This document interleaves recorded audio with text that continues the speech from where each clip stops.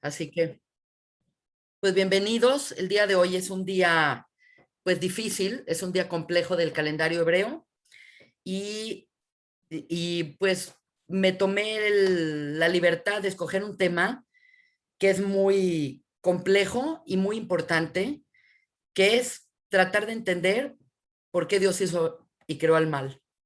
Es un tema mayor y pues espero que me dé a entender de la mejor manera posible. Un segundito. Estoy compartiendo la pantalla, denme un segunditito.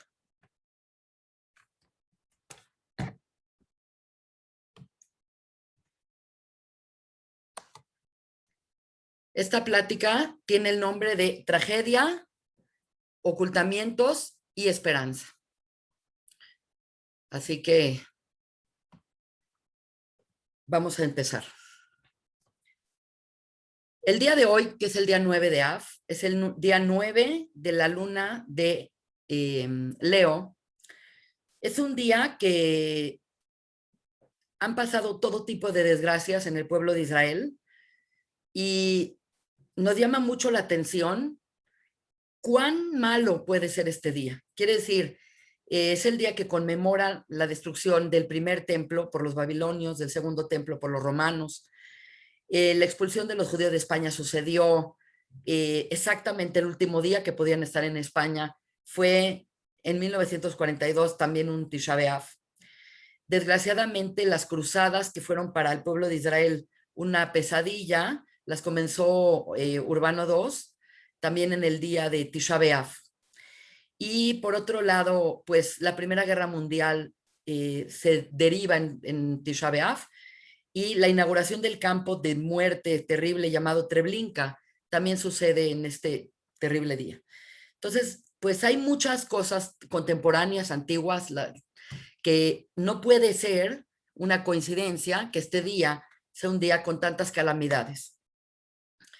Y pues históricamente hablando, no tenía que haber sido así. Quiere decir, cuando nosotros entendemos el primer 9 de Av en la historia, la realidad es que era el retorno de los Meraglim o de los espías que habían ido a ver la tierra de Israel a hacer una inspección. Y pues aquí lo que sucedió es que a su regreso, de los 12 espías, 10 vinieron con un reporte negativo de la tierra que indirectamente hablaba inclusive mal de Dios.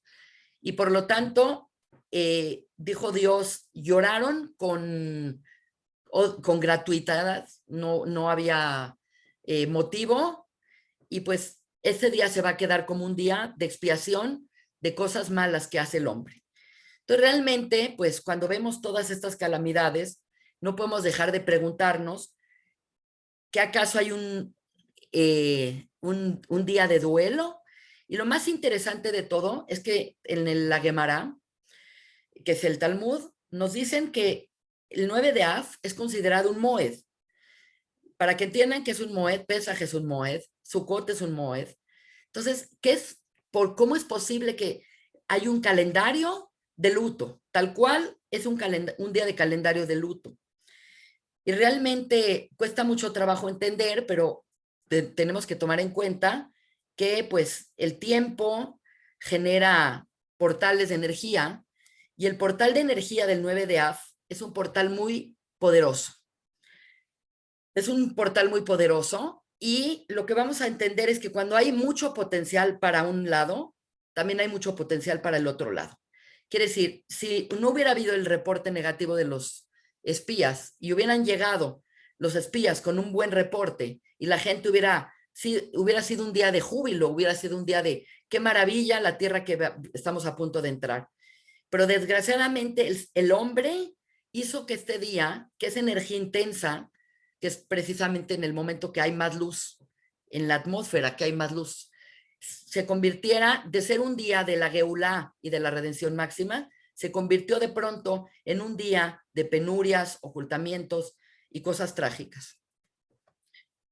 Es muy ambicioso lo que quiero tratar en esta clase, así que pues trataré de impartir este concepto, pero básicamente todas las religiones y todas las filosofías tienen un problema con entender cómo es posible que Dios, que es toda bondad, y Dios, que es pura luminosidad, haya creado el mal.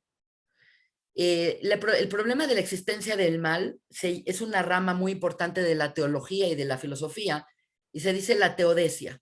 Si ustedes ven en un diccionario que es la teodesia, es cómo podemos reivindicar la figura de Dios y su bondad y su luminosidad con la existencia del mal, que es exactamente algo opuesto a él. Entonces voy a tratar de explicar desde un punto de vista, no, este podría ser un curso de hasta 7 clases. Vamos a tratar de entender por qué existe el mal y por qué Dios, que es bondad y maravilloso, está de acuerdo que existe el mal, porque lo creó. Y últimamente la pregunta es, ¿cómo es posible que el pueblo que más ha estado en contacto y en búsqueda de Dios esté presa de tantas injusticias, calumnias, falsedades y sufrimiento a través de la historia? Por lo tanto, pues no es nada nuevo que una de las cosas más difíciles que una persona puede entender para el tema de la fe es cómo es posible, por ejemplo, que exista Dios y que pueda haber una cosa como Auschwitz. ¿Cómo poder creer en Dios ante la tragedia? ¿Cómo poder entender a Dios cuando estás experimentando físicamente el mal? Y obviamente, pues voy a explicar cosas a nivel como un poco más cósmico y después lo vamos a bajar a un nivel ya más sensorial. Pero hace unos minutos estaba viendo un video de una entrevista que le hicieron al Rebbe de Lubavitch, y Elie Wiesel, como ustedes saben, Elie Wiesel, pues pasó por los horrores de la Shoah. Él era un joven rumano de una familia judía típica de Europa, y pues se quedó huérfano. De un instante al otro perdió a toda su familia, a todos sus amigos, vio los horrores de lo que es y lo que fue la Shoah. Y él le pregunta a Lubavitch Rebbe, ¿cómo poder creer en Dios después de la Shoah? ¿Cómo poder creer en Dios después de Auschwitz? Y esta es una pregunta que todos nos debemos de hacer. Y el Rebbe se quedó fijamente viéndolo y le dice, entonces, ¿en quién quieres creer? ¿En el hombre? El hombre fue el que hizo este horror. El hombre es aquel que generó esta cosa espantosa llamada la Shoah. La pregunta es una pregunta que todos nos hemos hecho, pero más que nada la respuesta es no dónde estaba Dios, sino dónde está el hombre. ¿Podemos creer en el hombre después de lo que sucedió? La nación más culta, la nación más desarrollada, la nación de Schiller, la nación de Wagner, la nación que ha visto toda la cultura del mundo y todo el conocimiento, ¿puede hacer esto? ¿Dónde está el hombre? Y por eso, pues, vamos a hablar del mal y vamos a tratar de entender un concepto cosmogónico de qué es el mal. Voy a tratar de que se entienda, voy a tratar de ser muy gráfica. La realidad es que nosotros no sabemos por qué Dios decidió crear la existencia y por qué decidió crear al hombre. Por lo tanto, todo esto son especulaciones que nos hacemos, y pues en Kabbalah básicamente hay una explicación, una de muchas, que quiero compartir con ustedes y que me parece muy coherente. Cuando hablamos de Dios, la verdad, no sabemos nada de Dios. Nadie. No hay manera de entender a Dios. No hay manera de grasp, de sentir que es Dios. Entonces, a través de todo tipo de propuestas filosóficas, Rambam Maimónides nos dice que lo único que podemos decir de Dios de manera tajante, sin equivocación, es que Dios es uno, Dios es Ejad. Y por ende le atribuimos cosas de esa unidad perfecta, que es la perfección, la bondad, la eternidad y la luz. No puedo reparar en cada una de ellas, pero quiero que lo entiendan como cualidades de la divinidad. Dios es uno, Dios es perfecto, Dios es pura bondad, Dios es eterno y Dios es luz. Por lo tanto, en el instante que Dios deseó crear, la creación va a implicar la aparición del tiempo y del espacio. Y por lo tanto, para que pueda existir algo que no sea Dios, tuvo que Dios crear algo opuesto a estas cualidades. ¿Por qué? Porque si crea a otra unidad, entonces sería parte de su misma unidad. Si crea algo perfecto, sería algo parte de él. Si sería todo bueno, sería parte de él. Si sería todo eterno, es parte de él. No habría existencia de nada fuera de Dios. Quiere decir, la creación misma implica la aparición del otro. Está Dios con sus cualidades, con su perfección, su bondad, su eternidad, su luminosidad, y por lo tanto la creación comienza en el instante que hay otro, que no es Dios. Y para que sea otro, pues tiene que ser algo opuesto a Dios, porque si no nada más se replicarían las mismas cualidades divinas. Espero que lo vayan entendiendo. Por lo tanto, esto significa que en el instante que hubo creación, y es por eso que el Bereshit comienza con la letra Bet. La letra Bet es la segunda letra del abecedario hebreo, y por lo tanto implica la Bet, que hay dos. Antes había uno, ahora ya hay dos. En el instante que Dios genera la posibilidad de otro que no es Él, ya hay creación. Y por consiguiente, todas las cualidades que contiene esa divinidad se van a generar en contraste a la divinidad. Por lo tanto, así como Dios es uno, la creación es el 2 y del 2 en adelante, lo que significa la multiplicidad o la fragmentación. Por otro lado, Dios es perfecto y tiene que crear algo que no sea Él, tiene que crear la imperfección. Él es pura bondad, tiene que crear cósmicamente o ideológicamente la opción de lo que es el mal. Él es eterno, por lo tanto la creación implica la creación de algo finito. Y así como Él es luz, la creación opuesta a Él es la creación de la oscuridad. Por eso traté de hacerlo, que se entienda como uno y aquí dos.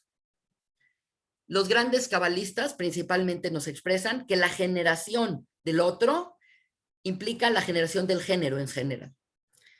Por lo tanto, la teoría que abarca este concepto tan complejo y que lo expresa de manera fantástica es la teoría del Ari Kadosh, la teoría de Raf Luria, que nos dice que Dios ocupaba todo el espacio, todo el tiempo, porque Él es, fue y será, está por encima del tiempo y el espacio. Y en la creación, Él creó un espacio vacío de Él mismo. Quiere decir, Él tuvo que retraer su presencia y crear un espacio como un útero cósmico en donde la creación se va a llevar a cabo. Vale la pena que les comente con un dibujo que muchas veces me ha servido. Obviamente todo lo que dibuje y todo lo que ponga no significa que estamos expresando ninguna cosa de la divinidad, nada más es este concepto. Supongamos que esta pantalla blanca perfecta que ustedes ven, todo esto es Dios, presente, pasado, futuro, uno, perfección, luz y unidad. Por lo tanto, para que pueda existir algo que no es lo mismo réplica de las cualidades divinas, Dios tuvo que crear como una vacuola, como un lugar vacío, que precisamente en hebreo se llama halal. Y halal significa una cavidad en donde su presencia se vio replegada. Y la palabra tzimtzum precisamente es una palabra griega, pero que implica la retracción de Dios de un espacio, creando un vacío. Por lo tanto, todo es Dios con sus cosas de bien, de luz, eternidad y primero que todo, que es uno. Por lo tanto, al crear este espacio, que es realmente es como un útero cósmico, lo que él está creando es un espacio vacío de su presencia y repliega su presencia y digamos que todo esto que estoy señalando acá, sigue siendo la unidad perfecta de Dios, y al crear al otro, creo el dos, creo otra cosa. Bueno, este espacio que queda vacío, hay una ley metafísica muy importante que nos dice que no puede haber nada vacío en este mundo, porque no puede existir nada que esté completamente separado de Dios. Entonces, los teorías de la Kabbalah explican esto en múltiples formas y de manera muy compleja, pero una vez que replegó todo este espacio, en este espacio que imperaba, imperaba la oscuridad, imperaba el ocultamiento de la presencia divina, y por lo tanto, como no puede haber nada completamente vacío, Dios permitió la entrada de una luz de él a través de este sistema. Los cabalistas le llaman el Kaf. Kaf es una luz que penetra en este sistema. ¿Por qué? Porque no puede haber nada que esté desprovista de la existencia divina, porque Dios es la reiteración del que existe. El nombre de Dios de 4 letras, de Yud-Kei Vav-Kei, es todas las permutaciones del verbo ser. Yo soy, yo fui, yo seré, será, hubiera sido. Todas las posibilidades están en Dios y por lo tanto no puede haber nada que no esté conectado con Dios. Por lo tanto, podríamos decir que este espacio aparentemente vacío, esta cavidad vacía llamada halal, se llenó de una luz y esa luz entró. Hay todo un concepto muy complejo que pasó cuando entró esa luz. Y básicamente en cada una de las capas que rodea este espacio, por así decirlo, se los voy a volver a poner en esta. Básicamente Dios se replegó 10 veces, 2, 3, 4, 5, 6, 7, 8, 9, 10. Y cada vez, entre más profundo, hay menos luz. Quiere decir, la luz acá es mucho más grande que la luz que hay en el centro de ese vacío. Por lo tanto, entendemos que el método mediante Dios, el cual Dios creó, implica la creación del mal. Por lo tanto, no podemos pensar que el mal es algo que, una fuerza que se opone a Dios y que se le sale a Dios de las manos y que de repente ya no la puede controlar y que, como decimos en México, se salió del huacal y ya no hay cómo controlarla. No, el mal es inherente una creación de Dios. Y por lo tanto, tiene una utilidad. Quiere decir, Dios no puede crear nada y no crearía nada que no fuera estrictamente necesario. Entonces, una de las especulaciones más interesantes de por qué Dios creó, y esto es algo que dicen ciertos rabinos cabalistas, particularmente voy a hablar de un rabino que se llama Rav Abraham Yitzhak Kook. Y Rav Kook dice una cosa interesantísima, dice, por alguna misteriosa razón, a pesar de que Dios es perfecto y lo que implica que no le falta nada y que tiene todo en él, Dios quiso experimentar qué se siente tener una relación con alguien que no sea yo, y por lo tanto tuvo que crear a un ser que fuera un otro real.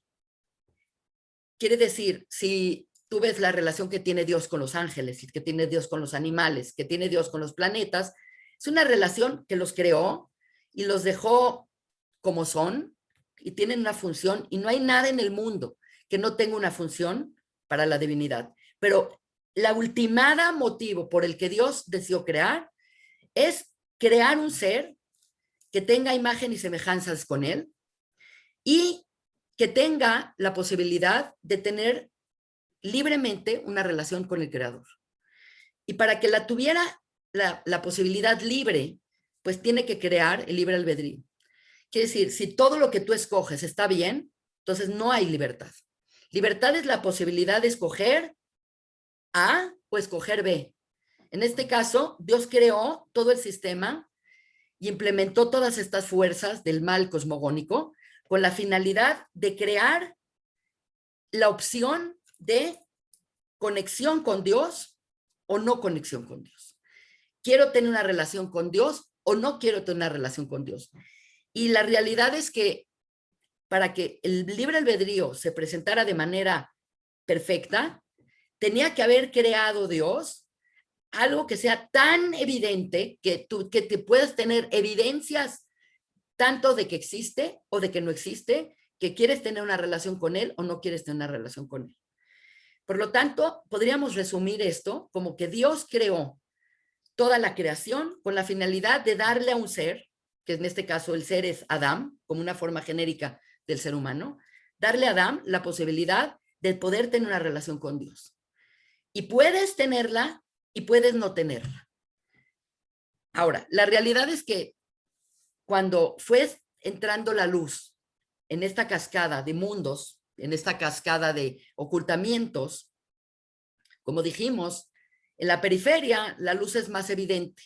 Entre más cerca estás de la luz, es más cercano a que tengas la presencia divina frente a ti. Pero en cambio, si la presencia divina se oculta y te permite ver y te permite no ver, te lo deja como en una interrogante, entonces realmente estamos nosotros en el lugar en donde más fuerte vamos a poder tener el libre albedrío. Entonces, hay algo muy interesante porque en el texto de Bereshit nos dicen, cada vez que Dios creaba algo, decía, Vaí Erev, Vaí Boker, Yomehat. Esto fue el día y fue la noche en Yomehat, y Dios vio que creó la luz, y la luz era buena, y decía, y vio que era Tov. Y así sucede en el primer día. En el segundo día no dice Tov, y en el tercer día dice 2 veces Tov, porque terminó lo del segundo día más lo del tercer día. Entonces, cada día él decía, y fue el día y fue la noche y fue el día, Yom Echad, Yom Sheini, Yom Shlishi, y decía Tov, bien, bien, bien, bien. Pero en el relato nos sorprende que de repente en el sexto día de la creación, que es en el día que crea Adán y que crea al ser humano, ese sexto día dice Vayatzar Adam, y la forma de escribir Vayatzar dice con 2 yuds, cuando normalmente se puede escribir perfectamente con una sola yud. Entonces dice Rashi, dicen los Jajamim, que lo que está indicado acá es que creó al hombre, a diferencia de todo lo que creó en la creación, creó con 2 yuds, una yud que es Yetzeratov y una yud que es Yetzerara. Y a diferencia de cualquier otra cosa que está creada en el universo, el ser humano es el único que tiene dentro de él o que fue creado con estas 2 fuerzas, Yetzeratov y con el Yetzerara. Y lo más interesante de todo es que en la narrativa de cómo viene expresándose Dios, que creó la luz y vio bien, que era bien, y creó la vegetación y era bien, y creó los animales y era bien, cuando crea a Adán, dice Tov, y después dice Tov Meod. Y el Midrash Rabbah dice que cuando dice Tov Meod, se refiere, Tov es el Yetzeratov, y Tov Meod, que significa súper bien o un bien superlativo, es el Yetzerara. Entonces, no nada más Dios crea el mal, sino que cuando lo crea dice, súper bien que lo cree. ¿Por qué súper bien? Porque ahora sí puedo darle a ese ser la libertad de verdaderamente poder tener una relación conmigo o poder no tener una relación conmigo. Por ejemplo, los ángeles y los querubines y los ángeles más elevados del mundo de Briá son seres sumamente delicados y son seres sumamente conscientes, pero precisamente no tienen libre albedrío. La definición de un ángel es un ser que fue creado con Dios para hacer la voluntad de Dios y no tiene opción de no hacerla. No tiene opción de, bueno, ahora me voy a ir a hacer otra cosa. Entonces, el único ser de todo el sistema, de toda la creación, que tiene esta cualidad de Tselem Itmut Elokai, imagen y semejanza divina, es el ser humano. Y por lo tanto, vale la pena haber creado todo este sistema con tal de darle al ser humano libre albedrío. Por lo tanto, pues vemos que el mal tiene una utilidad muy grande. Es una utilidad de poder realmente cumplir con el requisito que Dios quiere tener una relación libre con otro, que no sea el mismo.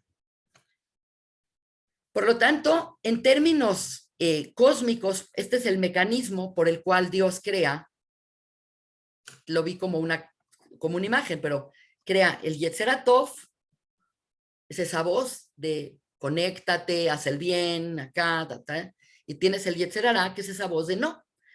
Y por lo tanto, el único ser que está expuesto y que tiene manejo de estas dos energías es el ser humano. Sigo hablando de Rav Kook, que dice una cosa extraordinaria y difícil. Él se pregunta en un libro que se llama Orota Kodesh, que es un libro muy difícil, pero yo leí un pequeño trozo de este libro. Él explica por qué Dios creó al mal y él nos dice que el mal es el catalizador para que el bien se convierta en muy bien. Quiere decir, cuando Dios crea el mundo, dice todo bien, bien, bien. Entonces, realmente, ¿para qué crea el ser humano? Entonces, el concepto principal de la creación es que si ya estaba bien, ¿por qué no se perpetúa ese bien? Porque estar bien es estar como parejo, es estar totalmente balanceado.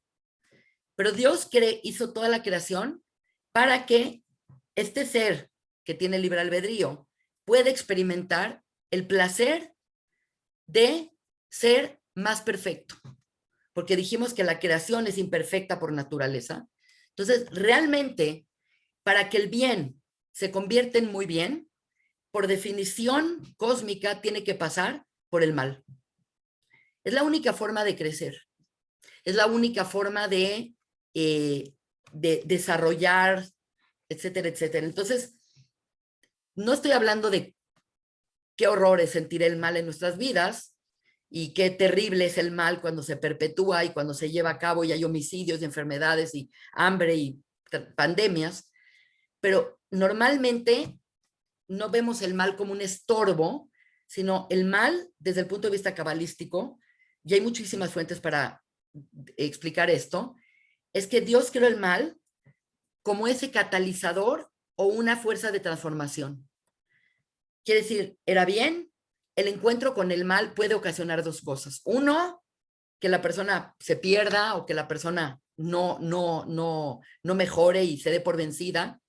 Pero normalmente cuando te sobrepones al mal y lo ves ya en retrospectiva, sabes que lo que viviste como un mal momento o como una cosa opuesta te hizo más fuerte. No quiero citar a, no quiero citar a Nietzsche, pero dice, lo que no me mata me hace más fuerte.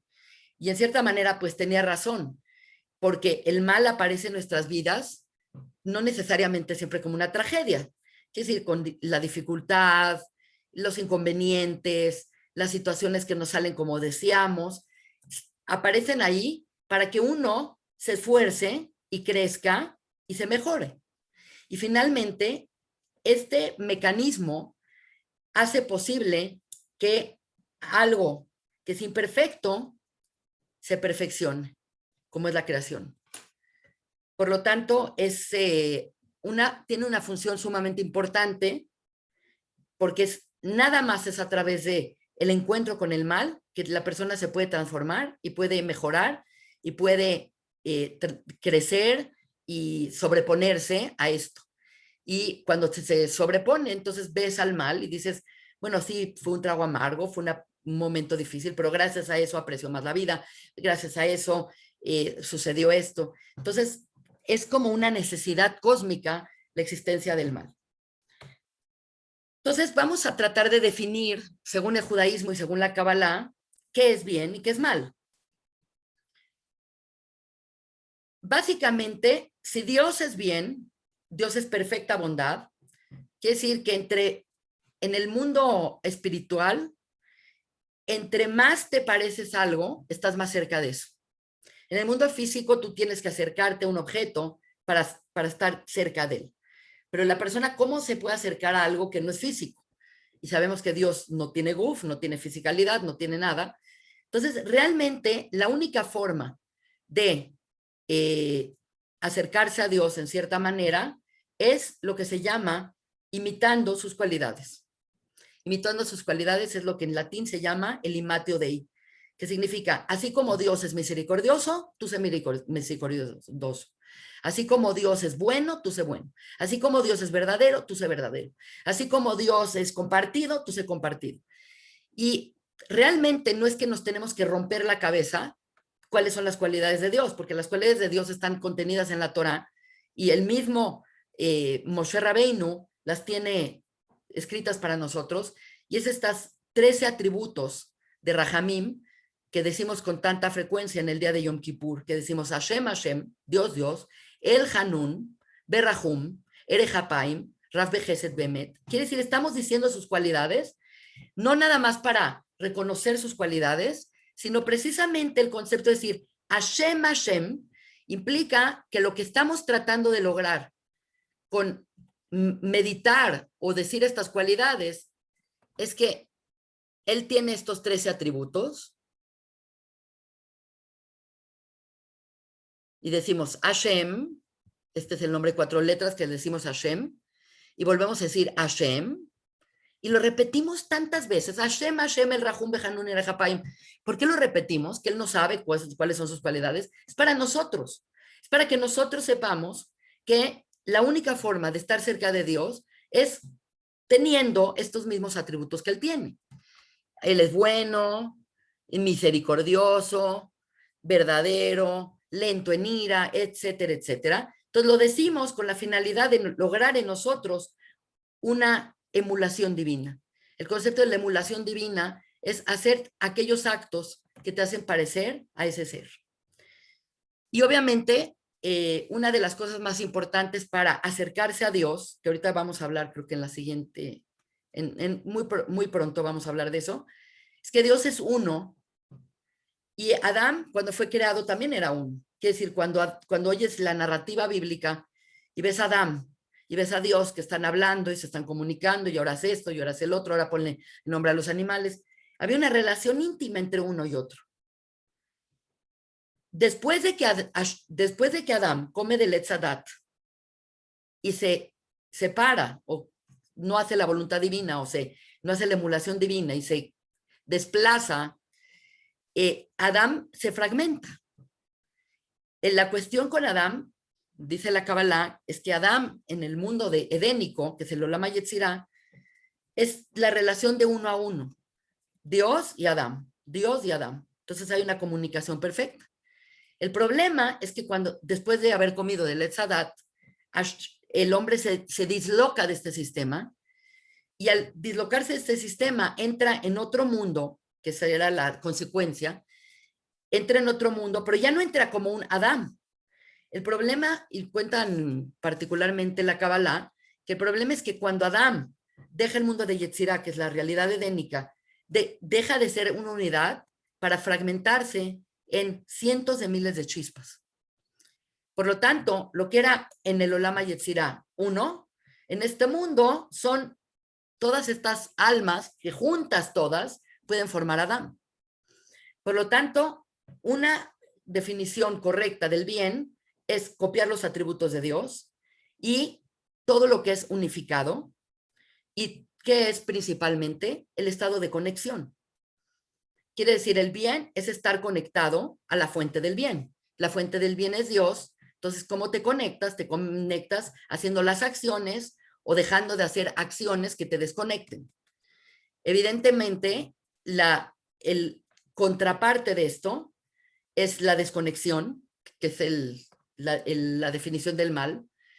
Todo lo que es fragmentación y división se considera el mal, la oscuridad, y versus servir a Hashem o tener una relación con Hashem, que es una de las opciones que tenemos, está no tener una relación con Hashem, y al no tener una relación con Hashem, inmediatamente tú vas a vivir no en base a tu perfeccionamiento a través de acercarte a Dios, sino vas a hacer tus cosas como a ti se te dio la gana, Y por lo tanto, finalmente, este es el principio general de la idolatría, que es servirse a uno mismo y a sus propias ideas.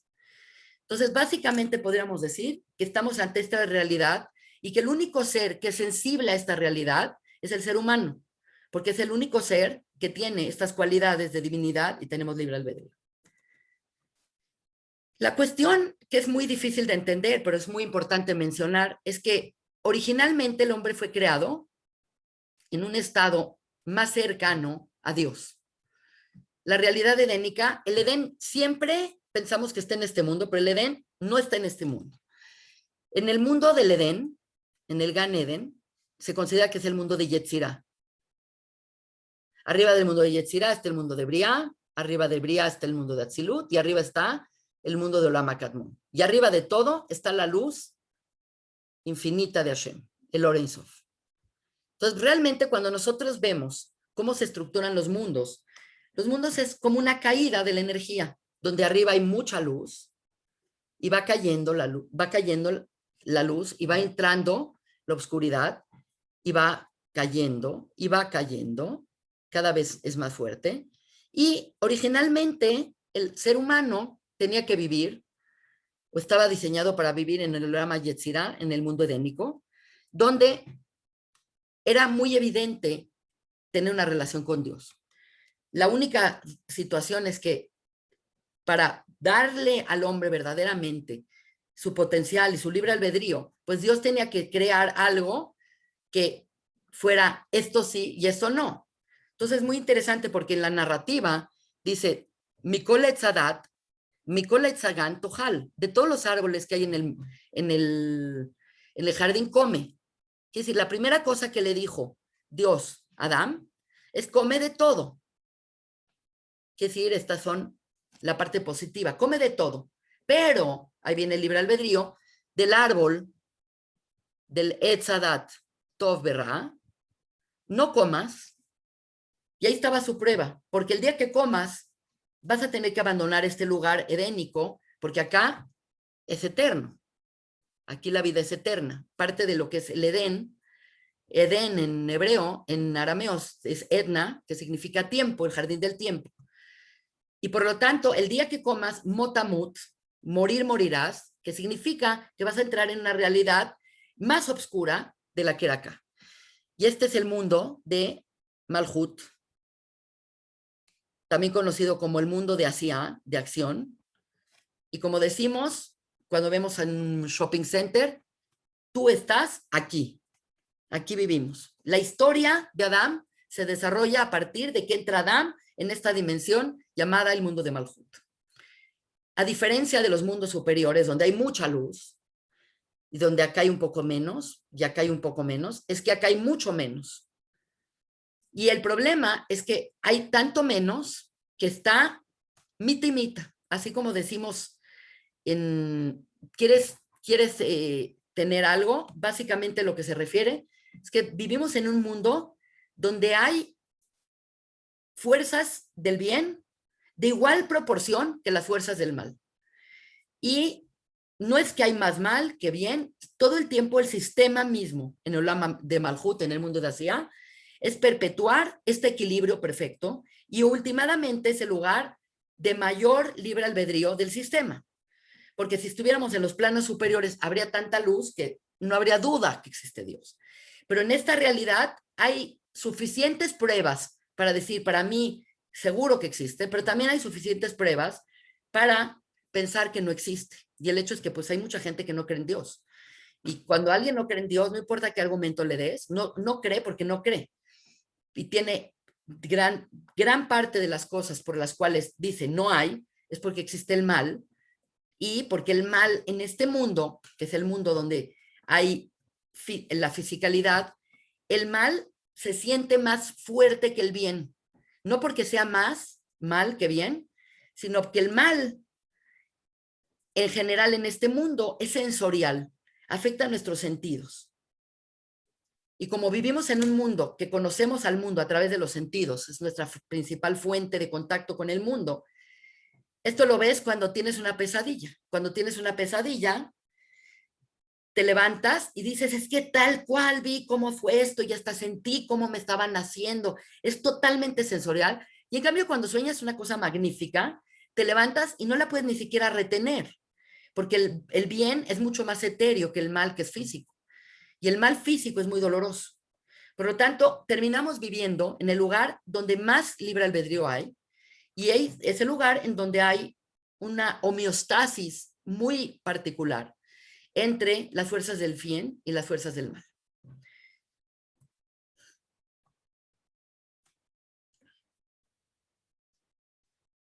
¿Qué tiene que ver esto con el 9 de Af?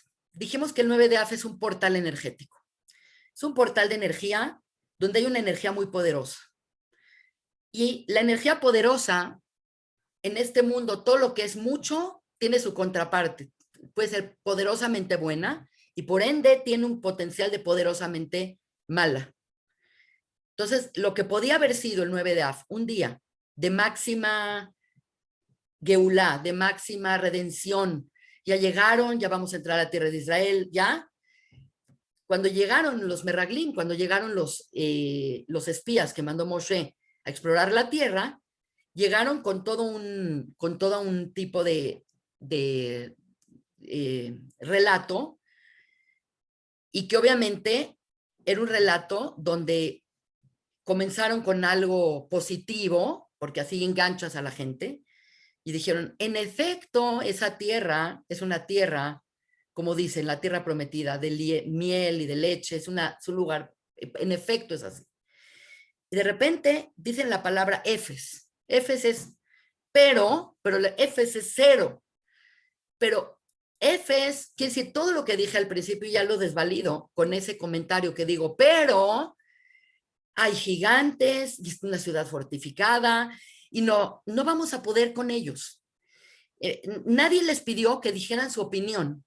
Fueron a ver de manera objetiva las cosas, y ellos vinieron con un reporte totalmente subjetivo, totalmente sensorial de las cosas, totalmente cargado de información.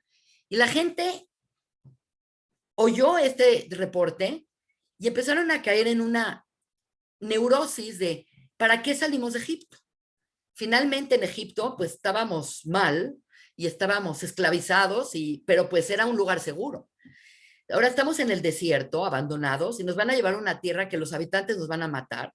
Entonces la gente capitalizó en esa subjetividad, que es la Shonara, porque la Shonara es la definición de decir el bien descontextualizado, y la gente comenzó a llorar y se generó un precedente cósmico, que ese día va a ser un día en que se lloró de manera hinam significa sin motivo, y por lo tanto se generó un portal energético donde cosas negativas van a pasar.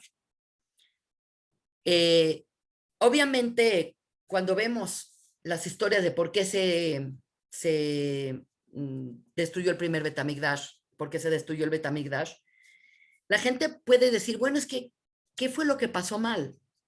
La pregunta es, ¿pero qué pasó? ¿Qué pasó? ¿Qué se hizo mal? Y obviamente sabemos que se hizo mal. Lo más increíble de todo es que cada año llega el 9 de Av. Y llegar al 9 de Av sin el templo reconstruido, el tercer templo, significa que el problema original no se ha quitado. Quiere decir, no somos diferentes que esta gente que estuvo en el desierto oyendo esta la Shonara y llorando y llorando y llorando. Quiere decir que estamos prácticamente igual que ellos. Cada generación que no ve la reconstrucción del Betamigdash es una generación que no hizo las cosas para tener un Betamigdash, un templo. Y obviamente, pues, sabemos perfectamente que el primer Betamigdash se destruye por las tres penas capitales, que es la idolatría, el Shfihutamim, la gente se mataba, y el robo y cosas por el estilo. Pero en el segundo Betamigdash, el templo que destruyeron los romanos, la gente al principio se preguntó, pero ¿por qué nos acontece esto? Si todo mundo cuida y todo mundo hace y estudiamos Torah más que nunca, la gente tenía esta duda. Y obviamente lo que entendemos, y porque hay muchísimo escrito al respecto, es que el verdadero problema de esta generación que experimentó la destrucción, la Jurban, del segundo Betamigdash, es el Sinat Hinam, odio gratuito. Quiere decir, hay una historia en la Masejet Gittin que cuenta una historia particular para enseñarnos cómo estaba el ambiente en esa época. Entonces, en esa época había Torah, sí, había mitzvot, la gente sí. Pero ¿qué faltaba? Faltaba unión. ¿Por qué? Porque la gente se odiaban, pero sin motivo. Tú no me caes bien, tú no eres como yo, tú eres demasiado religioso, tú eres demasiado libre, tú eres demasiado así, tú eres demasiado así. Y ese es el problema más severo por el cual este día se sigue perpetuando. El concepto de la perpetuación de la energía negativa de Tisha B'Av consiste en que nosotros dijimos que todo lo que no es unión, que es la fragmentación, es por definición algo malo. El concepto principal y el requisito principal para poder tener Geulá, que es la redención, es la unión. ¿Y cómo sabemos que es la unión y no otra cosa? Porque en el momento de más alta revelación que ha tenido el pueblo de Israel y la humanidad por siempre, fue la experiencia sinaítica, la experiencia de Matan Torah en Nar Sinai. Cuando llegaron este grupo de esclavos redimidos, llegaron a Sinai, la realidad es que no tenían un trabajo muy fuerte de conciencia y habían hecho muchas cosas.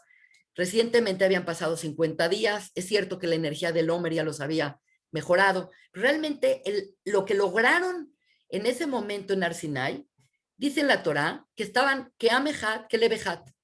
Dice Baihanam, que significa, y el pueblo acampó. Y el hecho de que no dice acamparon, que dice acampó, habla en singular y no en plural. Quiere decir, aunque eran muy diversos y salieron todo tipo de gente, en esta experiencia la gente se unió. Se unieron. Y al unirse, hicieron posible la revelación sinaítica y la creación de este bond o de este brit, de esta unión, esta relación de covenant, esta relación de una relación. Estamos diciendo que al final de cuentas, toda la creación, todo este relajo de haber creado mundos y galaxias y ángeles y naturaleza y todo tipo de cosas, es para que Dios y el hombre se puedan encontrar uno a uno. Y por lo tanto, es muy interesante porque un principio cabalístico, metafísico muy importante que tenemos que conocer es que para conocer a uno, que uno es Hashem, se requiere de uno. Quiere decir, tú en tu persona, tú puedes tener una relación con Dios, pero nosotros, una vez que Adán salió del Edén y salió del mundo de Yetzirah, por definición, Adán se fragmentó. Cuando viene una persona y hace todo bien, hace mitzvot y se procura por tener una relación con Dios y hace aquellas acciones que emulan a Dios, esa persona se acerca a Dios, pero esa persona es solamente un fragmento de Adán. Adán, según la Kabbalah, pasó por un proceso de fragmentaciones y la recreación de Adán requiere, perdón, quiero compartir el pizarrón un segundo. La recreación de Adán, cuando Adán era uno, después comenzó una fragmentación, las primeras fueron 280 fragmentaciones, y por eso hay tantos seres humanos. ¿Por qué? Porque entre todos nosotros formamos Adán. Aparentemente, para que puedas reestructurar Adán, la clave que está en el Zohar y que en la Torah está reiterada, es que se requiere la asociación de 600,000 almas masculinas y femeninas mayores de 20 años. Por lo tanto, nadie en un particular puede hacer la Geulá, la redención. ¿Por qué? Porque Abraham era lo máximo y estaba cercano a Dios y Dios le pidió que se haga el Brit Milá y tenían una relación cercana, pero Abraham era uno, Isaac es uno, Jacob es uno, sus hijos son uno. Quiere decir, hasta que no hubo masa crítica, no se puede recrear a Adán. Por lo tanto, se requirieron de 26 generaciones desde que Adán llegó al mundo de Asia. 26 generaciones es la generación de Moshe Rabbeinu, la generación del pueblo de Israel saliendo de Mitzrayim. Y esta salida numerosa con la cantidad correcta, recrearon una vez más en Sinai y bajo la unión de las 600,000 almas masculinas, femeninas, mayor de 20 años, recrearon ese Ejat. Y entonces pudo haber revelación y hubo lo que Dios quiso, es una relación. La experiencia sinaítica no es otra cosa que un momento donde Dios, que es infinitamente perfecto y poderoso y trascendente, inmanente, bajó en cierta manera una energía que nosotros llamamos la Shejina, con la cual se invirtió con el pueblo y hubo este contacto. Y por lo tanto, el problema que estamos teniendo el día de hoy, y es el problema por el cual el mundo está como está, es porque estamos en un constante mundo de fragmentación. Entre más se especializa el mundo, entre más la persona agarra su propio rollo, la persona se separa de los demás. Y por lo tanto, así como lo malo es la fragmentación, lo positivo es la unión. Por lo tanto, cuando se destruyó el segundo Betamigdash y se preguntaron, ¿pero qué pasó? Comemos kosher, cuidamos Shabbat, estudiamos Torah. ¿Cuál es el problema? El problema que tuvieron es que precisamente esa generación es una generación que hay muchas sectas. Nosotros pensamos que el tema de las sectas es algo actual, que hay los ortodoxos y los reconstruccionistas y los conservadores y estos y los otros y los de allá y los de allá. Esto que estamos viviendo ahorita es lo mismo que se vivió en esa época de los fariseos, de los saduceos, de los esenios, de la secta del Qumrán. Es decir, había mucha fragmentación. Y era tal el grado de fragmentación que no podía contener el ejat que se requiere para tener una relación con Dios. Y por lo tanto, nos encontramos ante esta tremenda y dolorosa situación que al no tener el Betamigdash, el pueblo de Israel tiene que salir al exilio. Y es impresionante porque no puedes separar la historia del pueblo de Israel de la historia del exilio del pueblo de Israel. De entrada nos formamos en el exilio porque nos formamos en Egipto. Y el pueblo de Israel va a tener que pasar por varios exilios y a diferencia del concepto del exilio que tienen los griegos, que siempre piensan que el exilio es el castigo, en el judaísmo el exilio tiene un elemento de castigo, pero no hay cosa como castigo, sino es un elemento también de una tarea particular. La tarea particular es que al no haber cohesión dentro del pueblo de Israel, al no haber esta reunión con Dios de uno a uno, el pueblo de Israel tiene que salir, como dicen, a los Arba Canfotares, a los 4 extremos del mundo. Y no todo es malo, porque a la hora de salir, también tienes la posibilidad de llevar tus conocimientos a otros lugares, de aprender de otras culturas. Quiere decir, hay un enriquecimiento, aunque se siente como algo bastante negativo.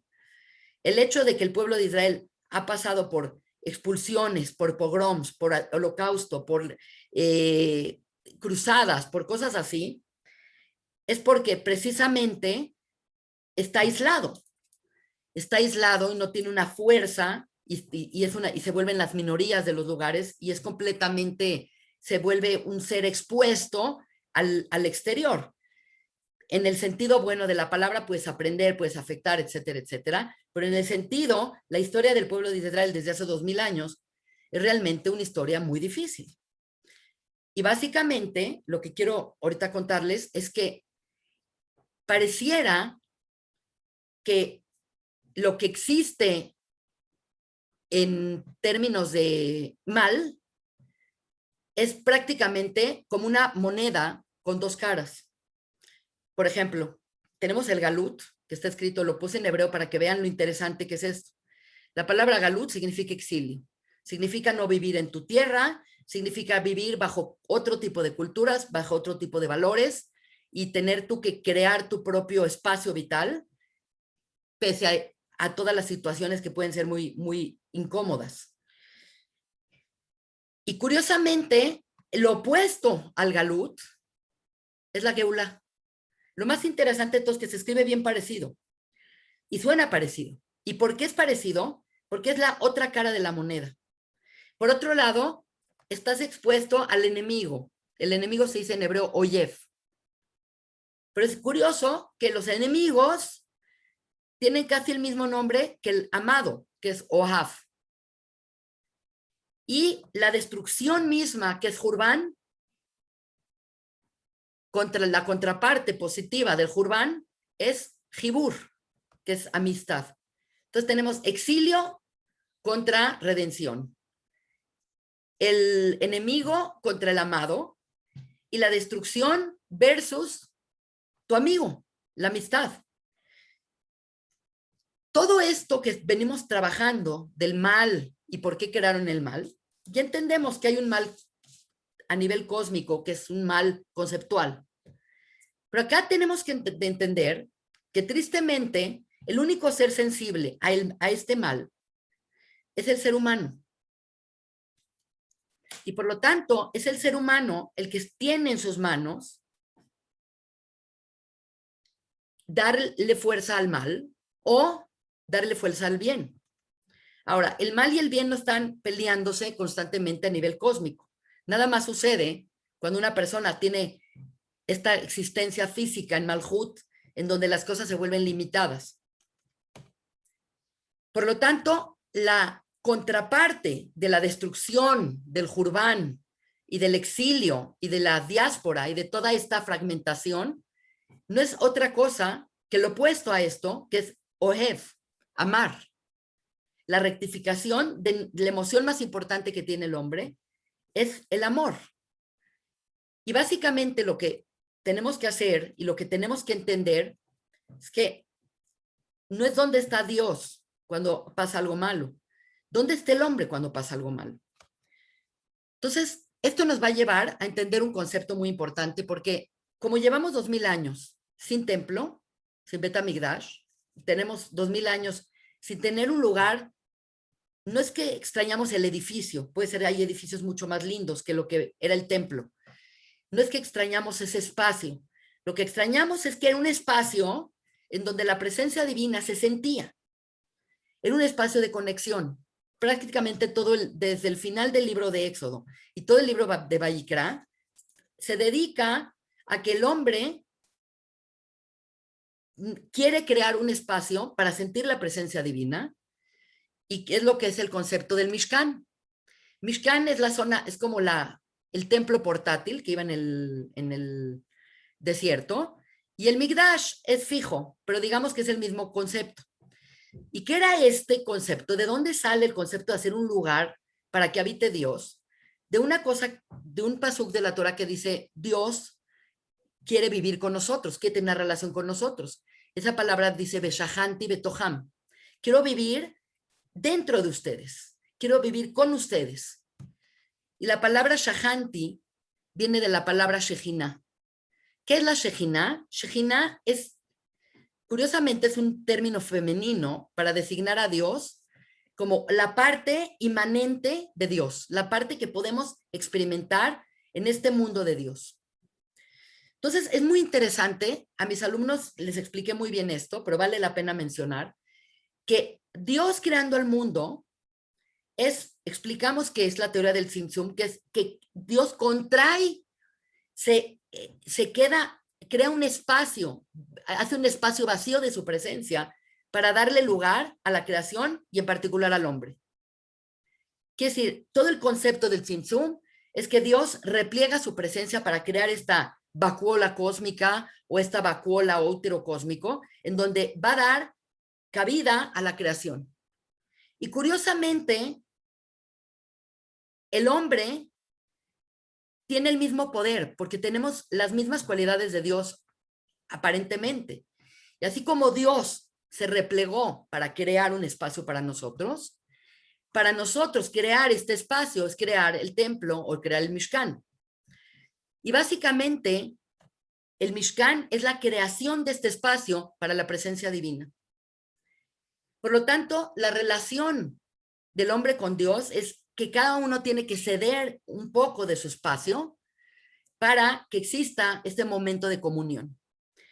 En este momento yo puse esta figura que me parece muy relevante, porque básicamente podríamos decir, tomando en cuenta la teoría de la teoría de Franz Rosenzweig, de la estrella de la redención, nosotros tenemos en el ápice de acá arriba la presencia divina y cómo Dios crea y da el espacio a la creación. Y por otro lado, la parte más baja del sistema, que es la parte de Malhut, y el ser sensible de Malhut es el hombre, y el hombre a su vez, desde este ápice, crea este espacio de apertura para la presencia divina. Quiere decir, la Shejinah puede habitar, la presencia divina puede habitar en nosotros si nosotros le damos ese espacio. Y por lo tanto, la pérdida terrible que tenemos como pueblo es que nos dislocamos de nuestra relación con Dios. Es interesante que la palabra het en hebreo no significa pecado. Aunque se traduce al castellano en todas las Biblias, en todas partes como pecado, es una traducción muy errónea, porque la palabra het, como el het de Adam Arishon o el het a Hegel, todos los het significa, la palabra het significa desatino. Desatino es tirar algo que tiene que llegar acá y que se fue para allá. Lo que le sucedió al hombre desde el Edén es que él está pegado a Dios y sin ahondar por qué comió o no comió, que eso es un tema que me he llevado 3 años enseñando y que siempre hablo de eso, pero el concepto es que el hombre con su libre albedrío decidió extricarse, separarse, decir, bueno, aparentemente puedo tener una existencia separada con mis decisiones.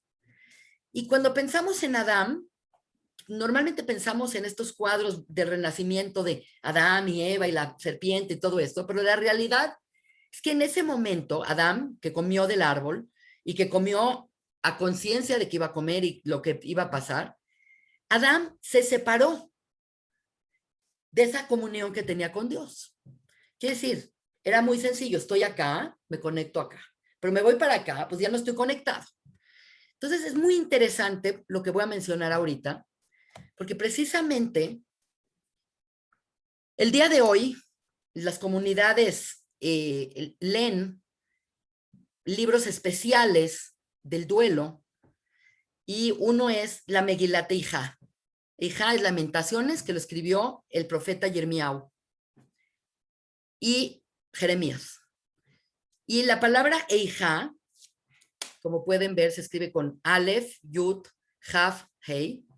La palabra Eijá es un como grito que dice, ¿cómo es posible, Dios, que esto haya pasado? ¿Cómo es posible que la ciudad que veía todo este bienestar y que veía toda esta luminosidad, de donde todo el mundo se nutría, se haya desplomado? ¿Cómo es posible que esto nos haya acontecido? Es muy interesante porque esta palabra Eijá coincide con una palabra que aparece en la parashá de esta semana, que es Devarim, que Moshe dice, Eijá, ¿cómo es posible que yo pude llevarlos solo en este pueblo? ¿Cómo lo hice? Eijá es como alas, la palabra alas es como una sorpresa. ¿Cómo es posible que logré esto?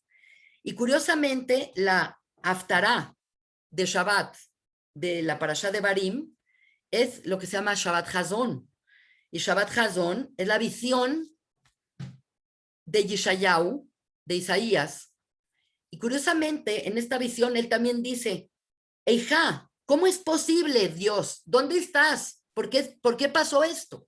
Entonces nosotros preguntamos, y nos preguntamos cada vez, ¿cómo es posible que estas cosas están pasando? ¿Cómo es posible que el pueblo que ha dedicado su vida y su energía a tener una relación contigo esté en el exilio y esté presa de todo tipo de enemigos y de todo tipo de antisemitismos y de ataque y antisionismo, una vez y otra vez y otra vez y otra vez, en forma tan reiterada? ¿Cómo es posible, Dios, que está pasando esto?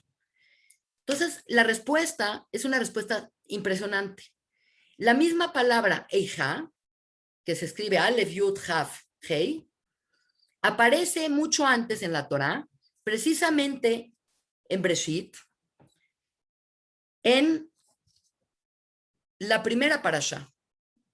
Cuando Dios ve que Adán comió del árbol, Adán, como un niño que hizo una travesura o un niño que hizo un error, se fue y se escondió. En el instante que él comió, él fue y se fue a esconder. Y es muy interesante, se ve como muy naif, pero no es nada naif. En ese instante, que obviamente Dios no necesita, no te puedes esconder de Dios, ¿verdad? En ese instante Dios lo busca y le hace llegar su voz y le dice, Ayeka, que curiosamente es la misma palabra, Ayeka, que significa, ¿dónde estás? Dios nos pregunta, nosotros le reclamamos a Dios y decimos, ¿cómo es posible, hija?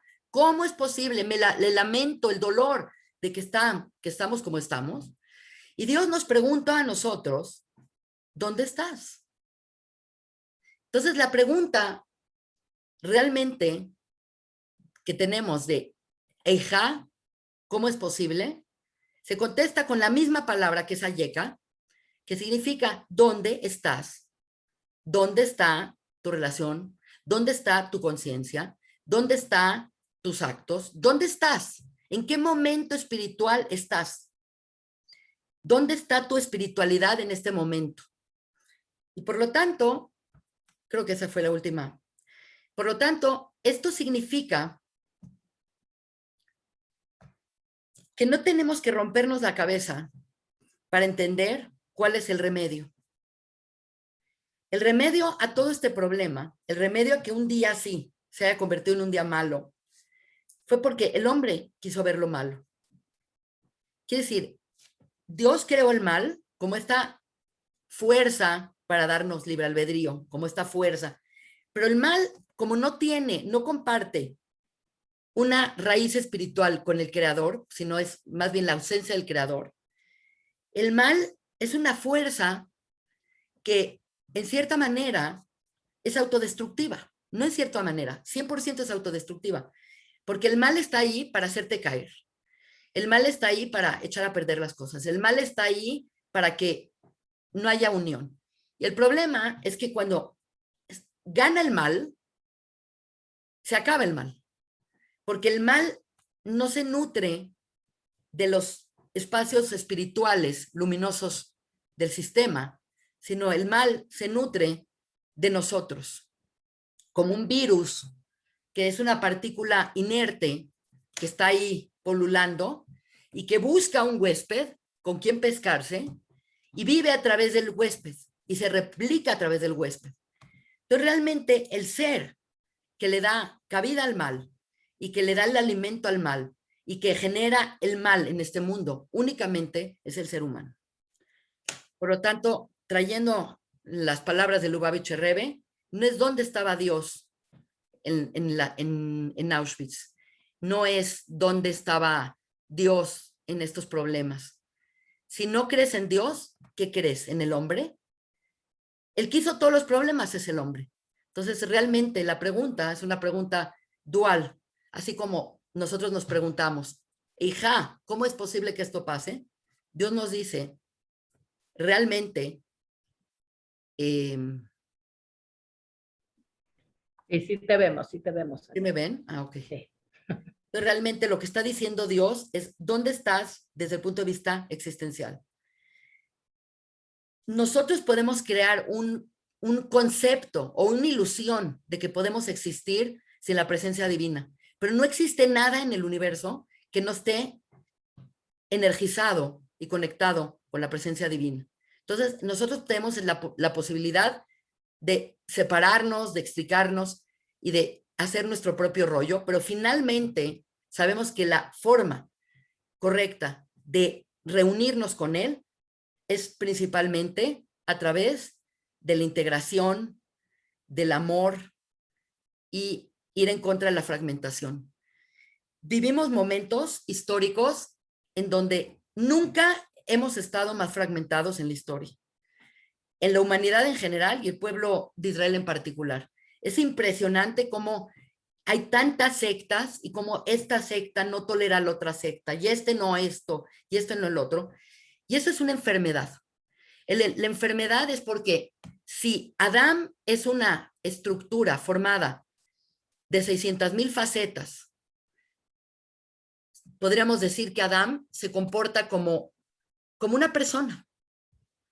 Y pues una persona tiene cerebro, tiene corazón, tiene estómago, tiene hígado, tiene vaso, tiene páncreas, tiene piel, tiene pelos, tiene ojos, tiene nariz, tiene boca. Si cada uno de nosotros es un fragmento de Adán, Adán es la perfecta diversidad de fragmentos. Adán es la perfecta diversidad de fragmentos porque está constituido con todo tipo de células. Tiene células pancreáticas, tiene células tiroideas, tiene células de la piel, tiene células de todo tipo.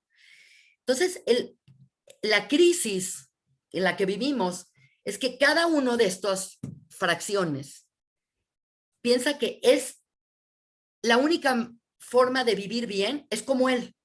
Entonces, es como clamar que todos tenemos que ser cerebro, o todos tenemos que ser un pulmón, o todos tenemos que ser todo, y Adán se conforma de todo. Por lo tanto, la enfermedad como humanidad que tenemos, la enfermedad que tiene el pueblo de Israel en particular, es la fragmentación. Todo el problema, todas las situaciones que hemos tenido y que nos enfrentamos cada vez con el mal, como en el mal una y otra vez, es debido a la separación que tenemos entre nosotros. Porque lo que tenemos que entender es que puede ser que yo soy el corazón, pero tú eres el cerebro. Y el cerebro tiene que hacer lo que hace el cerebro y el pulmón tiene que hacer lo que hace el pulmón. Y no hay nadie más importante que nadie. Somos una complejidad de fragmentos que todos juntos conforman Adán. Por lo tanto, en este momento histórico donde hay tantas sectas y subsectas, y que están los Hasidim y están los Migdagnim, y de los Hasidim están de los Lubavitch y están los del Satmer, y están los Ashkenazim y están los Sefaradim, y están los Hilonim, y están los Datileumi, y están estos y están el otros. El problema no es que haya estas diferencias. La diferencia es el mundo, Dios creó el mundo con muchísima diversidad. Basta abrir tu refrigerador o ver por la ventana que no hay un verde igual, que hay 1000 flores diferentes, que hay 1000 frutas diferentes. Pero el problema no es la diferencia. El problema es la no aceptación de que el otro es diferente. Y la no visión de no entender que todos juntos formamos un corpus. Y el corpus es Adán. Y mientras yo jale por mi lado y tú jalas por tu lado, obviamente, versus la fragmentación, que es la unidad. Es interesante porque Dios es la perfecta unidad. Muy interesante porque dijimos que Dios es Ejad. Ejad es esta palabra que significa es uno. Y si analizamos la palabra Ejad, Ejad tiene 1, 8 y 4, 13. Por otro lado, dijimos que Dios es la perfecta armonía de estos 3 atributos. Pero por otro lado, la palabra Ahavá, ¿qué tiene? 1, 5, 4, 5, 13. Toda la rectificación que tenemos que hacer, todo lo que tenemos que hacer para cambiar la destrucción en construcción, el galut en Geulá, está completamente en nuestras manos. Por lo tanto, no podemos ir, es que ¿cómo es posible que Dios creó y los antisemitas y los estos y los otros? Definitivamente es nuestra responsabilidad. Y la única responsabilidad que tenemos, que es un día fantástico que podemos hacer, es que lo más curioso es que el día de hoy, que es el día destinado al luto, destinado a no comer, es el día destinado a rasgar ropas, es el día destinado a no calzar, no bañarte, es un día para conmemorar todas las caídas, etcétera, etcétera. Dice el Talmud que es el día que nace o que ya nació el Mesías. Por lo tanto, ahora lo vivimos como un pésimo día. Pero si cambiáramos la fragmentación por la unidad y el odio por el amor, podría ser ya la llegada del Mesías, la unificación y la creación del pueblo, del Betamigdash. Así que bueno, tenemos mucho que reflexionar. Hay muchas cosas que quedaron fuera. Probablemente muchos tienen algunas preguntas. Y pues en este momento le pido a Anita, si tú quieres, Anita, ser la persona que nos lea las preguntas. Podemos Claro. darnos 15 minutos de preguntas, si es que las hay. Claro, muchísimas gracias, Anet. La verdad es que una súper plática, súper informativa, muchos detalles que yo me imagino que, bueno, yo no sabía y que muchos no sabíamos. Tenemos muchas felicitaciones en Facebook. Nos dice Alegras Meque, esa es la única verdad, la separación y la falta de respeto y tolerancia hacia los demás nos puede acabar. Obviamente. Tenemos algunas preguntas, te leo. Por favor. Carla Ortega nos dice, ¿en este día se puede viajar unos kilómetros? Sí, es un día con energía muy pesada y básicamente la costumbre de, no la costumbre, la alajá de no comer y no bañarse y no untarse y no usar zapatos y todo eso, es para minimizar la fuerza física. Yo no lo dije en esta clase, pero el día de 9 de Av es el día que la energía del oponente se renueva. Quiere decir, hay una fuerza oponente que tiene muchos nombres en la Torah, se puede decir el Satán, el Azazel, esta figura como negativa que es obviamente creada por Dios. Eso es muy interesante, que tenemos que todo el tiempo tener esto. Se carga este día. Por lo tanto, nosotros, como esa fuerza del oponente está tan relacionada a la fisicalidad, por lo mismo que hablamos de lo sensorial, nosotros le quitamos la energía física y a través de la restricción se logra canalizar esta energía y que no sea dañina. Esto de viajar, sí se puede viajar, no es un día como Shabbat o como otras fiestas que te tienes que separar y tienes que dejar de hacer melajá. Se puede hacer melajá, pero se acostumbra que es un día que hagas el menor trabajo posible. Es un día que es importante. La principal cosa que tenemos que trabajar el día del 9 de Av es nuestras emociones. Todo el problema es un problema emocional. Todo este problema de disgregación, de separación, es un problema emocional. Entonces es un día muy apto para ver cosas tristes o para leer la Megilat Eijá o para leer las Kinot, las lamentaciones, que también es adecuado leer el Sefer Job, el libro de Job, que es un ejercicio muy interesante para este día. Y es un día que hay que mejor pasarlo desapercibido, no moverle mucho. Ok. Nos pregunta Mago, ¿Dios está solamente afuera de nosotros o también dentro? Porque uno no puede buscarlo dentro de uno. La realidad es que cuando Dios nos insufló la Neshama, y nosotros decimos Neshama Shenatata Viteora, la Neshama que tú me diste es pura, quiere decir, todos tenemos dentro de nosotros un elemento de divinidad. El problema es que tenemos como una desconexión muy importante con nuestra alma. Tenemos una gran conexión con nuestro cuerpo, con nuestras emociones, pero con nuestra alma estamos súper desconectados. Y por lo tanto, pues lo que se trata es de reconectar tu alma. Así que si conoces el concepto de Shahant y Betoham, de donde sale la idea del Migdash y del Mishkan, es que no necesitamos de un edificio externo. Tú como persona eres un Mishkan, tú mismo eres como un templo que tienes que estar en armonía, pero no puedes estar en armonía cuando tu cuerpo le dedicas toda tu vida y a tu alma no la conoces y no sabes para qué viniste al mundo y no das cabida a entender tu alma. Entonces, la conexión perfecta entre nuestra alma y nuestro cuerpo nos permite acercarnos a Dios de una manera más interesante, de tal manera que nuestra alma siempre es compatible con Dios. Y todos los seres creados tenemos alma. aunque veas una persona que es un maldito desgraciado que creó un genocidio, algo tiene, a lo mejor lo tiene muy tapado, pero algo tiene porque existe. Y el hecho de que exista es que Dios le creó y le da la existencia con esa neshama.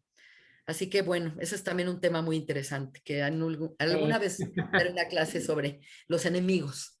Es todo un curso que Ok. estoy preparando. ¿Qué más, Anita? Néstor nos dice, hola, cuando hablas de destrucción del primer templo, nos expones como motivos para el acontecimiento, además de Sinat Hinam, idolatría y homicidio. Sí. ¿Cuáles fueron en el caso del segundo templo?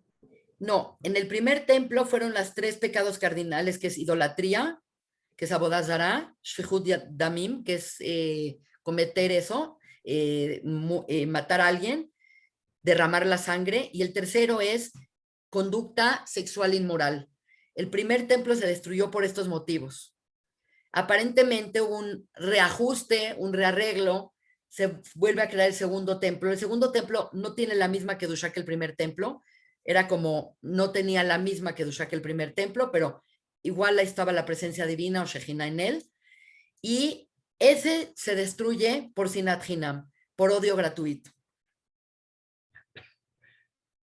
Esa es la Okay. causa. Y si no se ha Okay. reconstruido, precisamente es porque se sigue perpetuando este mismo odio. Sara Askenazi nos pregunta, ¿qué significado tiene 280 almas y luego 600,000? Bueno, no quise explicar toda la cadena de fragmentación de Adam, que trata muchísimo un Kitvei Ari, pero básicamente la unidad de Adam se vio fragmentada y nosotros somos fragmentos de Adam. Cada uno de nosotros somos Adam. Adam no fue Adam es una figura arquetípica. Es una figura arquetípica que significa la humanidad en su totalidad. Pero en el plano de Malhut, Adam se fragmentó y cada uno de nosotros somos un alma, una pequeña alma de Adam. Por eso es la importancia la unificación. Perfecto. Carla Ortega nos dice, entonces, de forma práctica, ¿cómo podemos aprovechar la energía de este día en la forma más positiva? ¿Qué podemos hacer para captar esta energía? Primero que todo, por el hecho de que no hay Beit HaMikdash, por el hecho de que han acontecido cosas tan malas y que no haya reparación, significa que no podemos, como se dice, cambiar de un instante al otro. La energía de este día es un ticún sobre las emociones y sobre principalmente este concepto de amar al prójimo, no tolerar. Tolerar al prójimo es, bueno, estás ahí, te tolero, pero no. Amor significa realmente un involucramiento. Ese es un tema muy interesante, un involucramiento. La verdad es que mientras estemos como estamos, el día de hoy es un día de duelo, es un día doloroso y es un día que es muy importante entender que no podemos hacer cosas que retroalimenten la energía del oponente. Entonces, el ayuno es muy importante, es prácticamente lo más importante, junto con las otras cosas que nos hacen sentirnos la pérdida. Quiere decir, tenemos que hasta, no te voy a decir forzarnos, pero es un excelente día para ver cosas que no verías todo el año, de que es hasta una película tremenda, dolorosa, sensibilizarte con la humanidad como tal. Esa es la parte principal de este día. Ok. Nos pregunta Rebeca Uciel que si se puede estudiar Kabbalah el día de hoy. No, no hay que estudiar. Pareciera como que, pues si hay oscuridad hay que llenarlo de luz, pero lo que hay es minimizar la energía, porque recuerden que el mal se nutre del bien. Y la Kabbalah y la Torah y esto, lo que se puede estudiar son cosas pertinentes al Jurban, a la destrucción. Hay una Gemara típica que se estudia el día de hoy, que es la Gemara que habla del caso de Kamsa y Bar Kamsa, que es muy interesante, en otro año lo podemos hacer, o estudiar las Kinot o las Lamentaciones. Lo ideal es estudiar cosas pertinentes al día. Por ejemplo, hay toda una zona del Zohar importantísima del día de hoy, que es Parashá Vayishlach, que está impresionante. El año pasado yo di la clase de eso, que habla del encuentro de Jacob con el ángel de Isaf, Creo que eso se puede leer porque es pertinente al día del 9 de Av, pero no es un día que vamos a disipar. Queremos mantener una energía muy baja, muy restringida, para no alimentar el mal, porque el mal se alimenta del bien de nosotros. Entonces hay que cortarle la energía al mal. Entonces no hay que hacer cosas energéticamente importantes. Ok, Patricia nos pregunta, ¿cómo aplica el 9 de Av para aquellos que no somos judíos? ¿También es necesario ayunar? Mira, en la Torah hay un principio que dice, Ein metzubeh ose. Si no estás obligado, no lo tienes que hacer. Pero la gente, afortunadamente, a través de los canales, a través de los maestros, a través de los libros, a través de las traducciones, se está contactando mucho con Kabbalah, con Torah, con diferentes venues que estamos impartiendo clases. Y pues la gente no quiere sentirse que no puede hacer nada. Por lo tanto, yo pregunté a mis rabanim y me dijeron que pueden hacer exactamente lo mismo que nosotros. Puedes tú como una persona gentil ayunar, puedes no hacer fiesta el día de hoy o mantener un perfil muy bajo el día de hoy. Quiere decir, las alajot de Tisha B'Av se pueden aplicar también para los gentiles. Tengo muchos alumnos que cuidan Tisha B'Av, que son gentiles. Ok. Yannick Bejar nos dice, muchas gracias por la clase. Me gustaría preguntar, ¿es verdad que en el Zohar, que no fue culpa de la destrucción del segundo templo de Kamsa, langosta, sino de la indiferencia de las personas? ¿Cómo podemos corregir este error? Pues sí, la historia, obviamente ya se van a quedar picados que es Kamsa y Bar Kamsa, pero es una historia muy corta en donde una persona hizo una fiesta y pidieron que invitaran a y sin querer invitaron a B. Y lo que resulta es que el dueño, el que iba a hacer la fiesta, odiaba a B. Entonces, hubo una situación de un odio entre una persona y otra. Y el problema es que cuando llegó la otra persona, le dijo, sabes que no me humilles, por favor déjame quedarme en la fiesta y me voy a ir y te voy a pagar inclusive los gastos de la fiesta, pero no me saques porque me avergüenzo. Y la gente sabiendo que estaba viendo este problema, se quedaron apáticos.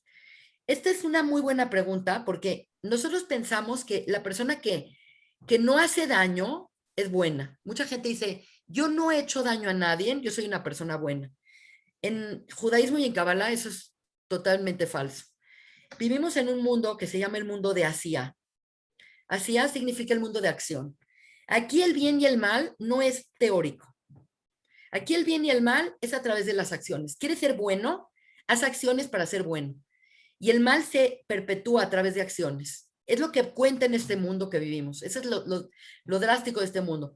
Por lo tanto, la persona que es pasiva, la persona que es indiferente a ver una injusticia o es indiferente ante una situación, en la Torah es considerada mala. Es mala. Quiere decir, la pasividad en este mundo es que lo que no se mejora suele a caer y decaerse. Por lo tanto, es como, ¿a quién echar la culpa de la Shoah? ¿A los nazis, al partido nazi, a los SS, al pueblo?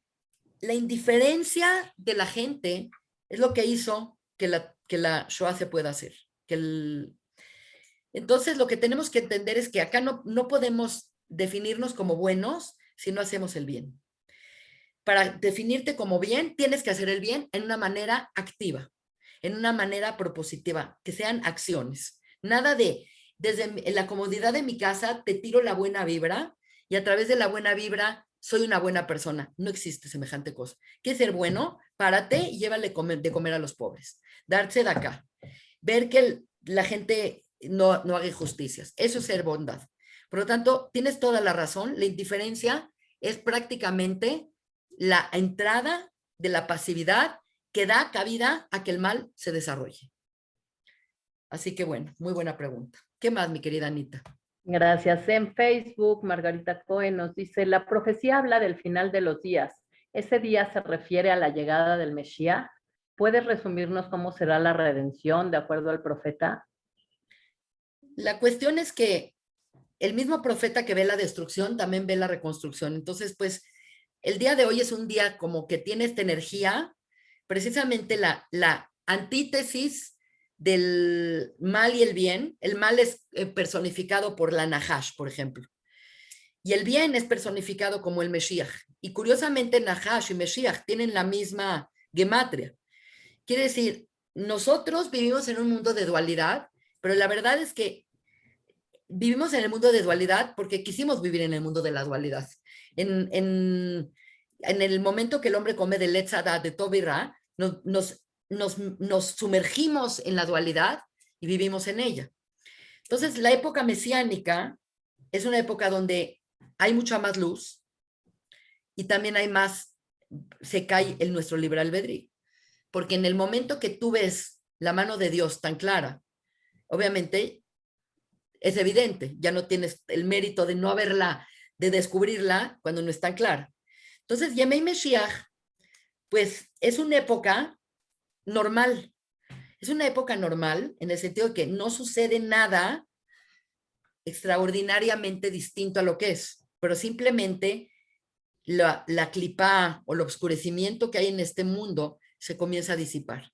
Entonces es una época de mucho más claridad y bueno, básicamente yo puedo prácticamente asegurarles que estamos cerca de esa época, pero pues obviamente no depende de nadie en particular, sino de todos.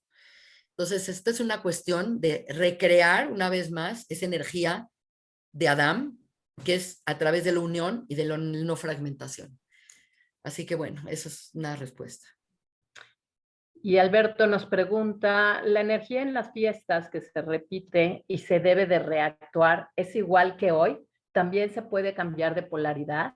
Sí, completamente. Precisamente en algún momento al principio mencioné que es un moed. Y un moed son las fiestas. Entonces, el moed es un concepto muy particular que tiene el pueblo de Israel del tiempo. Concepto de moed, les voy a hacer una figura para que les quede muy claro. Normalmente, el tiempo para el calendario judío es algo así como esta figura.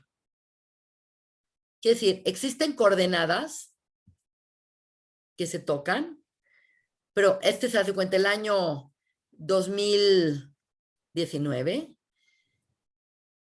Hay una energía que se toca y que vuelve a ser la misma, pero ya no es lo mismo porque ha pasado tiempo y es la energía del 2020. Entonces, el concepto de Moed implica que hay cosas que están alineadas energéticamente. La energía de hoy, pues es una energía muy fuerte, que puede ser la energía de Mesías, que puede ser la energía de la redención. Pero si no se canaliza bien la energía, es una forma de decir que el mal es el mismo bien, pero desubicado. Es una forma de explicar qué es el mal, porque nada más hay Dios. Entonces, cuando nosotros percibimos mal, lo que estamos percibiendo es como un bien, pero fuera de lugar. Entonces, la energía no puede ser buena ni mala. La energía es buena. Siempre la energía y la luz son buenas. El problema es que depende si estás preparado para recibir esa energía. El problema que hubo en el desierto, por el cual no entraron a la tierra de Israel y huyeron a los Meraglim con su mal reporte, es porque no tenían una conciencia desarrollada. Es decir, no estaban preparados. No es un castigo. El castigo no es castigo. El castigo es que te voy a dar mucha luz y pues este es tu recipiente. Y si recibo más luz de la que puede tener mi recipiente, se me va a romper el recipiente. Entonces, básicamente lo que está sucediendo el día de hoy es que precisamente es un día de din, de mucha luz. El mes de hoy se llama Arié. Arié es león. Y Arié tiene la misma gematria que la palabra Geburá. Geburá es din. Entonces, hay mucha energía, pero para que funcione la energía tienes que tener la conciencia amplia para contener esa energía. Obviamente, pues no puedes contener la energía si está toda tu vasija fragmentada. Entonces, hasta que no reparemos la vasija, la luz siempre se va a convertir en luz mala.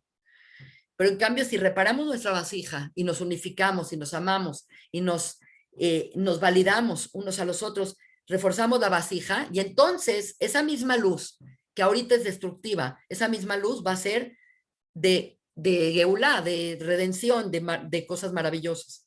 La Geulá tiene el Aleph del Or y el Galut carece del Aleph. Entonces realmente es un estado que tenemos por no estar nosotros preparados para recibir esa luz.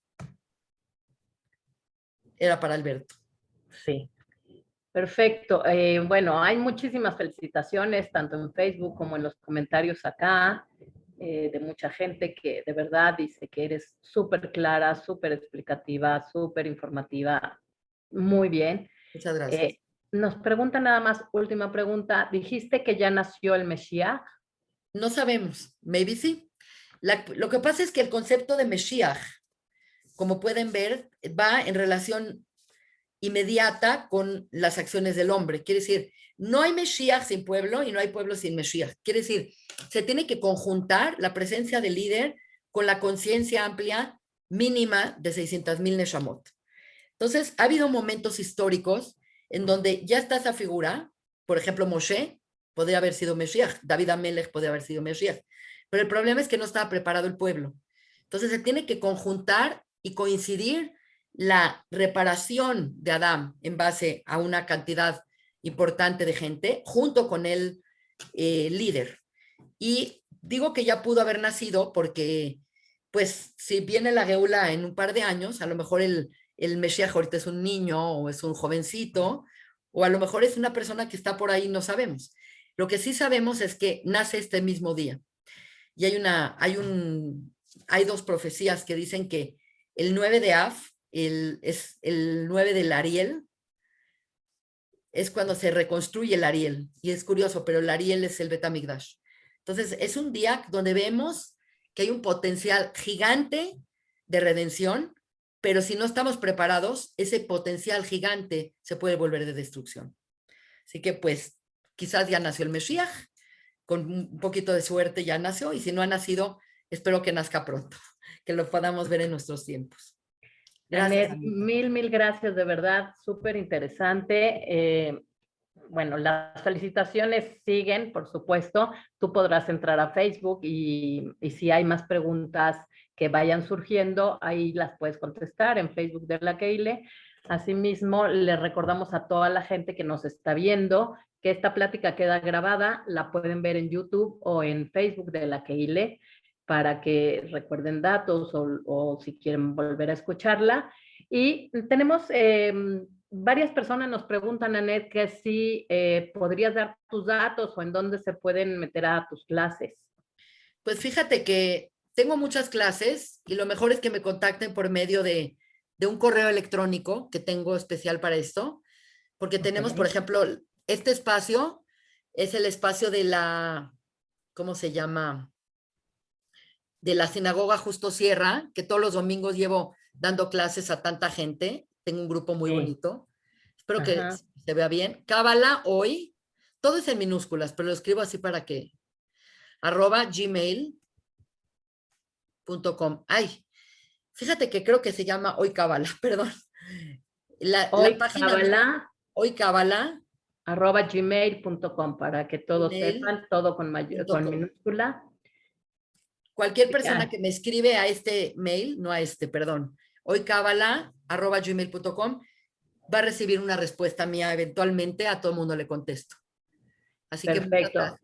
Igual ya la puso Raquel en el chat para los que quieran copiarlo y es hoycabala con KWALA@gmail.com. Y bueno, pues nada más decirle a toda la gente que siga con pues estas pláticas que damos en nuestras dos plataformas. Anet, no nos queda más que agradecerte de verdad muchísimo por esta linda plática, porque de verdad no es fácil entender a veces estos conceptos y tú lo haces de una forma que nos quede claro y eso es, de verdad se agradece. Mil gracias. Obviamente siguen las felicitaciones, como podrás ver tanto en el chat y en Facebook, pues te puedes meter también y ver. Y pues le agradezco a toda la gente que se metió, tanto a nuestras plataformas como en la plataforma de la Sinagoga Histórica Justo Sierra. Y pues nos veremos pronto, primero Dios. y que sea un ayuno fácil para todos. Igualmente, Tzomkal a todos y que el año que entra tengamos el honor de ver Yemei Mashiach y el templo en nuestros días. Amén, que así sea, Anet. Amén. Muchísimas gracias.